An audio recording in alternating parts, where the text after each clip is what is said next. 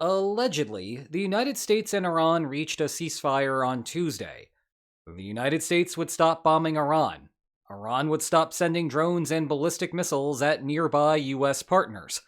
And, most critically, Iran would reopen the Strait of Hormuz. Now, Iran had a very different view of what counts as open, which entailed, quote, coordinating with Iran's armed forces and with due consideration of technical limitations. Interestingly, those technical limitations seem to include a toll being paid, and definitely not in dollars. Maybe yuan, maybe crypto. And that definitely came back into play when Iran declared that the strait was closed again the next day. Regardless, technically open or technically closed, toll or no toll, the results have not been encouraging. The data on this are awfully unreliable, but something like 5 ships passed on Wednesday, 4 went through on Thursday, and while we wait for Friday's finalized numbers, they may be better, but they certainly will not be good. This all comes as we arrive at Saturday and negotiations between Iran and the United States in Pakistan. So how do we have a ceasefire based on the strait reopening not result in the strait reopening? Well, today we have a variety of problems that we need to sort through. At the top is the obvious problem, the distinct lack of a ceasefire between Israel and Hezbollah. But that is a subset of Iran broadly trying to hold out for a better deal, which requires a separate assessment of Iran's chances there.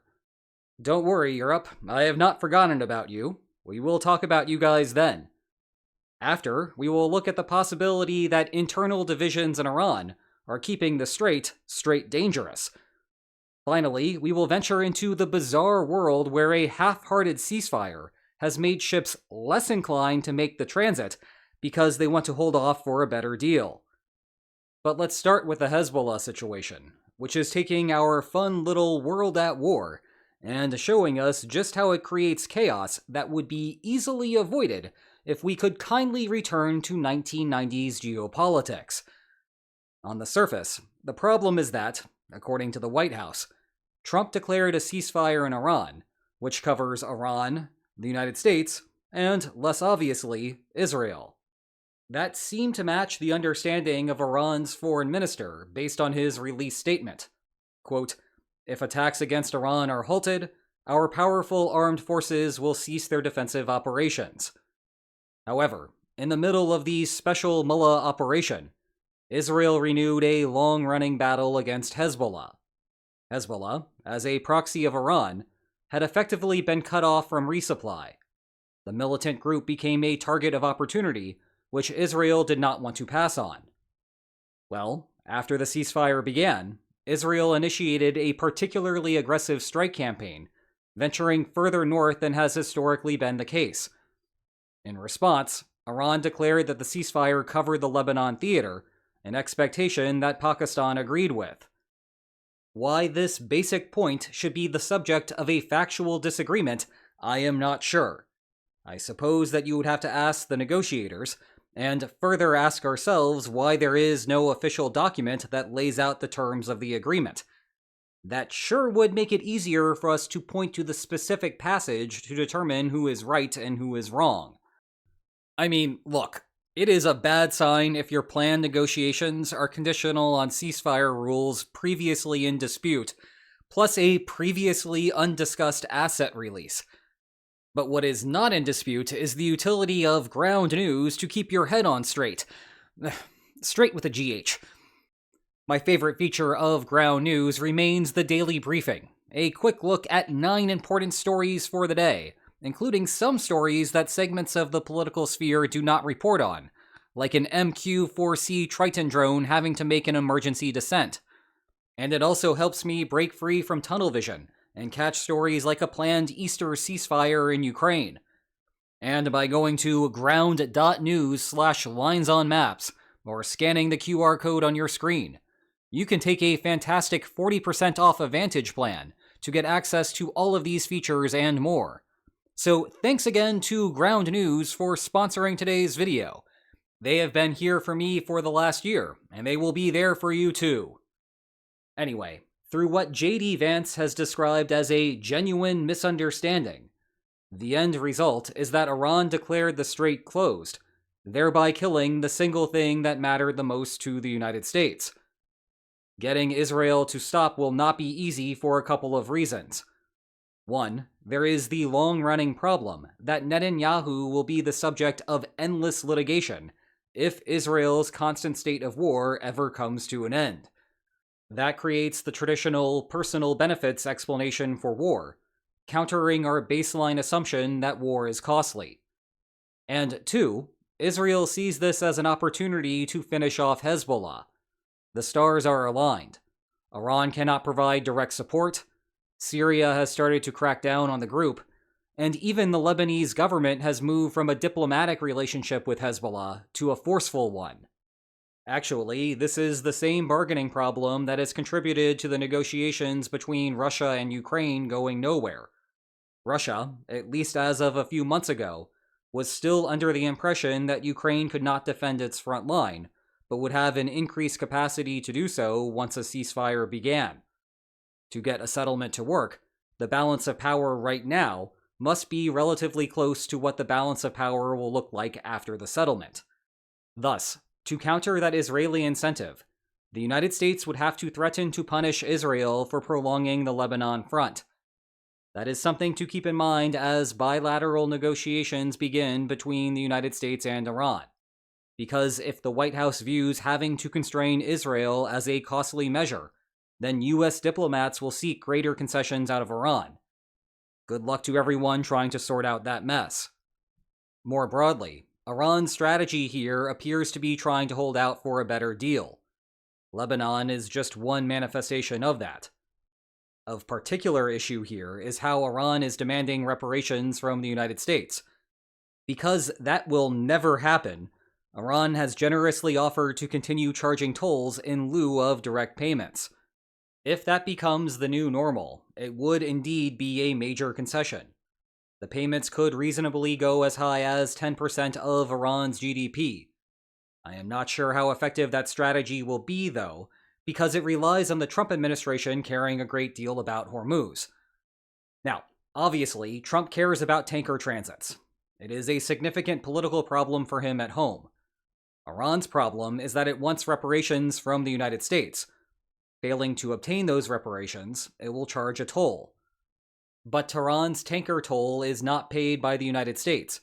It is paid by the Gulf states trying to export oil through Hormuz, effectively giving them higher production costs. Some portion of that will be passed on to consumers, but the United States only consumes about 20% of the world's oil production. Consequently, 80% of the cost passed on to consumers gets socialized to oil consumers everywhere else. In turn, the toll is a very inefficient form of leverage over the United States. It might result in some degree of flexibility from the White House, but it will not be the equivalent of the toll, precisely because the U.S. disutility is less than the toll. Thus, if Iran sticks to that demand, then it would not be surprising to see the United States reject the deal. What happens after will be interesting.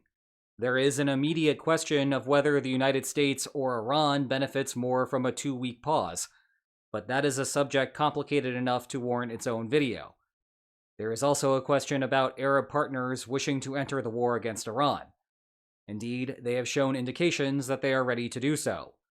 Meanwhile, it is possible that the United States just walks away from the region. Obviously, this would be a major heel move from Trump. Nonetheless, you could see something like that happening because the diplomatic chatter on this front has already begun. The critical unanswered question here is how Europe would respond. Clearly, Trump's course of action has left many in Europe flustered. Some parties, like Spain, were actively trying to stop the United States from making progress in Iran. But where there was unanimous agreement was that no one was going to police the Strait of Hormuz while the United States was pursuing a war. You can see where this is going. What if the United States stops the bombing, but Iran continues the tanker tax? I mentioned in yesterday's video that third-party sentiment determines the strait's coercive power. If countries like France think that Iran is being the unreasonable actor, then closing Hormuz does not put political pressure on Iran's opponent. Rather, it lands squarely in Tehran. As a result, you can see how some European states might start shifting their stances. Not because they suddenly love Trump, but because Iran has become the troublemaker. While we wait for that to happen, Trump continues floating the idea that the United States might walk away, because if that scares them into issuing some kind of assistance, that ends up being a win from the Trump administration's perspective. Then there are a couple of less obvious reasons that tankers may still be reluctant to cross the strait. One is internal divisions in Iran. This concern was apparent from the first hour of the ceasefire. The message from Iran's foreign minister proposed more constructive steps moving forward, while the military appeared to be taking a harder line on Hormuz sovereignty. Furthering public speculation about a rift between the two, drones struck Saudi Arabia and the UAE in the hours after the ceasefire came into effect, suggesting that someone in Iran was trying to undermine the agreement. Now, put yourself in the shoes of a captain of a tanker sitting in the Gulf. Iran has given you instructions about how to safely pass the strait. Follow them, and everything will be fine. Do you trust that every Iranian with a missile launcher is in line with those terms? If not, then you might want to hold your tanker in safer waters. It will be difficult to change those captains' minds overnight. A ceasefire between Israel and Hezbollah would be a start. Then just having a longer time period without drones or ballistic missiles fired on Arab states would also help. But it might take a full settlement before traffic returns to normal, toll or no toll. Although Trump prefers quick negotiations, historically it takes months to go from a ceasefire to a final settlement. Finally, there is the possibility that the ceasefire, half-hearted as it may be, is encouraging tankers to wait. Furthermore, it is the half-hearted nature of the deal that is causing them to slow down. This time, put yourself in the shoes of a tanker company. One of your vessels is stuck inside of the Gulf. At a high level, you want to get it through the strait because it holds hundreds of millions of dollars in black gold, which does nothing for you until it can reach a buyer. But every day that the tanker is not moving is a day that the tanker is not picking up another shipment, probably from a less dangerous port. Under normal circumstances, chartering a tanker could cost up to $100,000 per day. Being anchored for 42 days translates to $4.2 million lost, more than double what Iran was charging to get out. Combining the value of the oil and the opportunity cost of the standstill, you would think that the tankers would have great motivation to get a move on. And indeed, rewinding to a few weeks ago, the expectation that nothing would change encouraged many companies to bite the bullet and pay the toll. However, if you think that a deal is just around the corner, a real deal, not a half-hearted one, and not one that requires a toll, then it is better to sit and wait just a little longer. Part of that thinking may be looking at the safety issue from a moment ago. Another part of it may be that shipping companies do not believe that Iran can continue imposing tolls without the United States restarting its bombing campaign. Internalizing that, Iran would fully reopen the strait as the ceasefire calls for, and so there is no need to pay the $2 million. This would help account for a bizarre observation about the tanker flows. More appeared to be moving right before the ceasefire than right after it.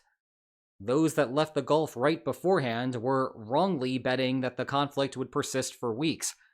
Perhaps those leaving now are skeptical that the ceasefire will last, and so they want to take advantage of the slightly safer conditions while they last.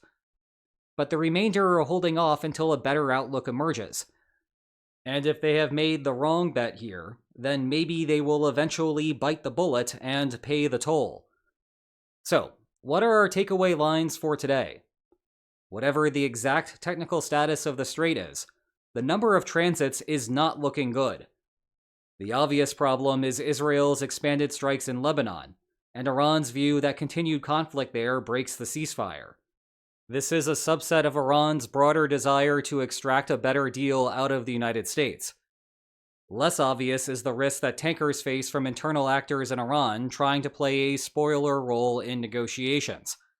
And, strangest of all, the promise that the ceasefire created maybe convincing some tankers to hold off until even more favorable circumstances arise. Thanks again to Ground News for sponsoring today's video. Go to ground.news/linesonmaps or scan the QR code on your screen to take a fantastic 40% off a Vantage plan.